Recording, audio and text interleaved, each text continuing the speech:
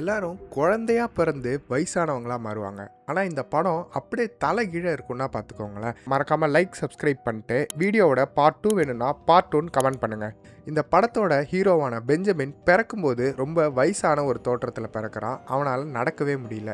அதுக்கப்புறம் கொஞ்சம் கொஞ்சமாக நடக்க ஆரம்பிக்கிறான். ஆனால் எல்லாரும் குழந்தையா பிறப்பாங்க. வயசான குழந்தையா பிறந்த பெஞ்சமின் கொஞ்சம் கொஞ்சமாக இளமையாக மாற ஆரம்பிக்கிறான். இது அவனோட குடும்பத்துக்கு ஏதாவது பிரச்சனை ஏற்படுத்தும் அப்படின்றதால அவனோட சொத்துக்கள் எல்லாத்தையுமே வித்துட்டு ஒரு கட்டத்தில் அவன் குடும்பத்தை விட்டு வெளில போக ஆரம்பிச்சிடுறான்.